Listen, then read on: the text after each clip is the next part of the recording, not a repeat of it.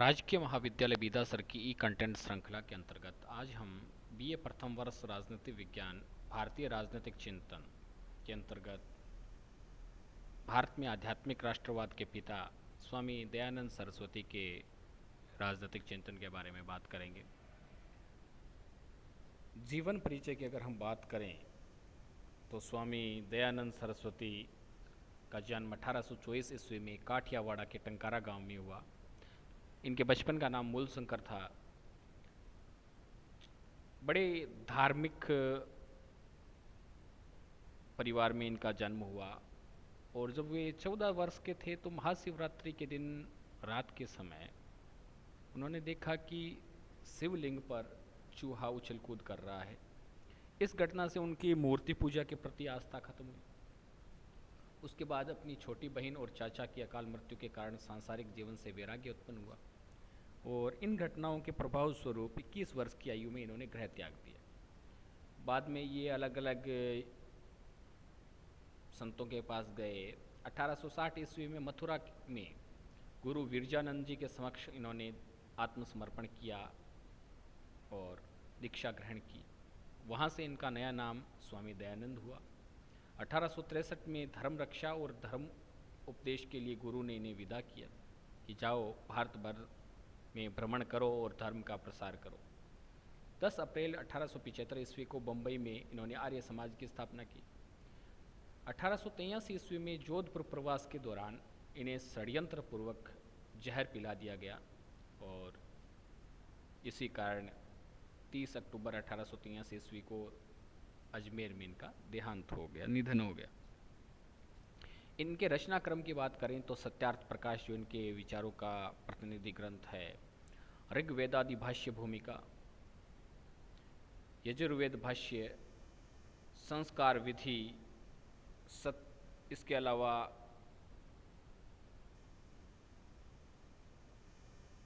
अगर हम बात करें कि इनके जीवन पर किन का प्रभाव पड़ा तो मैडम भीखाजी कामा, स्वामी श्रद्धानंद, श्यामजी कृष्ण वर्मा, वी.डी. सावरकर, लाला हरदयाल, मदन लाल ढींगरा, राम प्रसाद बिस्मिल, इनके जीवन पर कहीं न कहीं आर्य समाज का, स्वामी दयानंद सरस्वती का प्रभाव था। स्वामी दयानंद सरस्वती के चिंतन में भारतीय राष्ट्रवाद। हालांकि स्वामी दयानंद सरस्वती प्रत्यक्ष रूप से भारत के स्वाधीनता संग्राम में कहीं भी शामिल नहीं थे, न ही इन्होंने कोई राजनीतिक कार्यकर्ता की भूमिका निभाई, लेकिन अपने चिंतन और दर्शन के अंतर्गत इन्होंने भारतीय स्वाधीनता संग्राम के लिए नैतिक, आध्यात्मिक और बौद्धिक नींव डाली। इसीलिए इन्हें भारतीय आध्यात्मिक राष्ट्रवाद का पिता भी कहा जाता है। इन्होंने जो नींव डाली उसी नींव पर चलकर आगे भारत के राष्ट्रवादियों का एक बड़ा वर्ग तैयार हुआ। इनके राष्ट्रवादी विचारों की अगर हम बात करें, हिंदू पुनरुत्थानवाद के प्रबल समर्थक थे ये।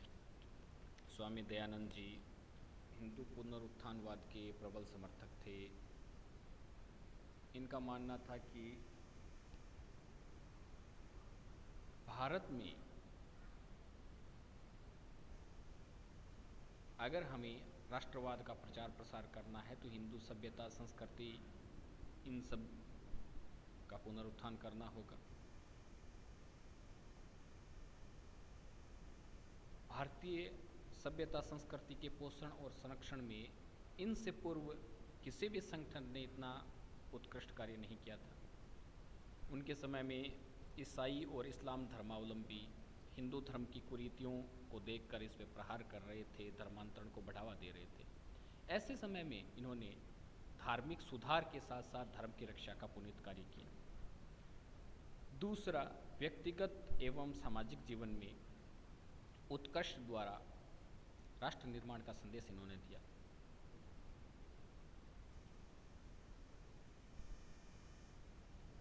राष्ट्र की स्वाधीनता के प्रति इनके मन में तीव्र अनुराग था।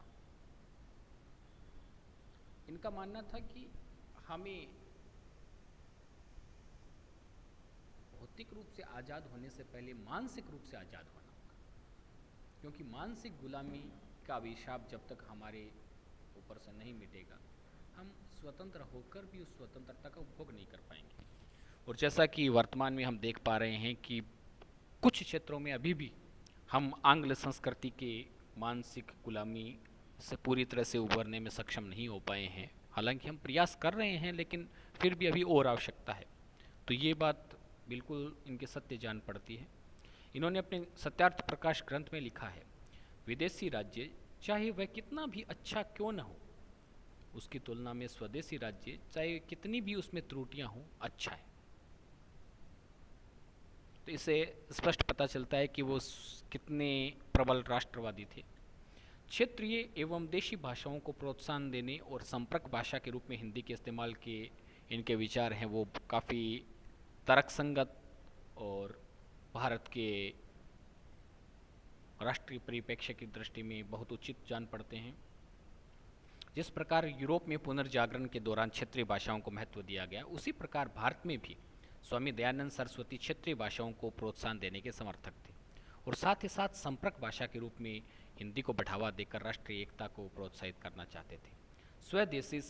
स्वदेशी स्वभाषा स्वधर्म के माध्यम से स्वराज्य का उद्घोष, इनके चिंतन में ये चार मुख्य चीज़ें जो बाद में भारत के राष्ट्रीय आंदोलन की प्राणवायु के रूप में सामने आई।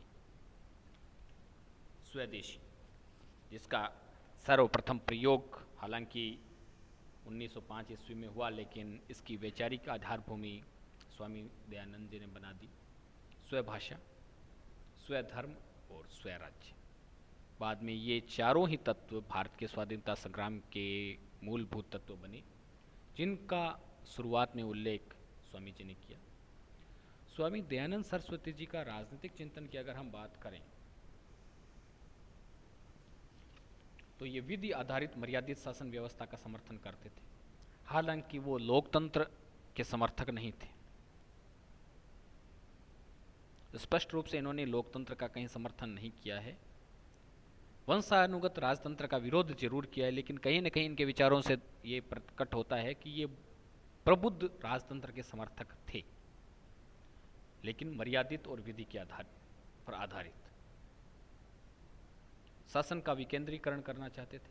विद्यासभा, राज्यसभा, धर्मसभा और तीनों का गठन चुनाव से हो। तो एक तरीके से ये प्रबुद्ध राजतंत्र की व्यवस्था थी। लोक रंजन, लोक कल्याणकारी राज्य का समर्थन। इनका मानना था कि राज्य लोक कल्याणकारी राज्य होना चाहिए जो जनता के कल्याण के लिए सभी आवश्यक कार्य करे। सत्ता का विकेंद्रीकरण और ग्राम प्रशासन। इन्होंने ग्राम स्तर पर ग्राम स्वराज्य के विचार को पुनः लागू करने की आवश्यकता बताई। न्याय, दंड और कर व्यवस्था के बारे में न्याय कार्य धर्मसभा द्वारा, और न्याय प्रक्रिया के बारे में मनुस्मृति को इन्होंने आधार माना। अंतर्राष्ट्रीय संबंध, सैन्य व्यवस्था और युद्ध के बारे में इनका कहना था कि चक्रवर्ती साम्राज्य की इन्होंने कल्पना की। पड़ोसी राज्यों से यथासंभव मैत्रीपूर्ण संबंध, साठगुण्य नीति, चार उपाय, संगठित गुप्तचर और दूत व्यवस्था, युद्ध के नियमों का पालन और सुदृढ़ सैन्य व्यवस्था का इन्होंने समर्थन किया। कुल मिला के इस विषय पर इनके विचार पर्याप्त तर्कसंगत थे। सार्वभौमिक मानवतावाद का समर्थन। इनका कहना था कि अपने देश से प्रेम करने के साथ साथ हमें संपूर्ण विश्व के प्रति मानवता और बंधुत्व का भाव रखना चाहिए। तो वर्तमान में जो हम विश्व बंधुत्व की बात करते हैं, उसकी शुरुआती झलक भारतीय विद्वानों के चिंतन में हमें दिखाई देती है, और उन्हीं में से एक स्वामी दयानंद सरस्वती जी हैं। आगामी अंक में हम स्वामी जी के धार्मिक और सामाजिक विचारों का अध्ययन करेंगे।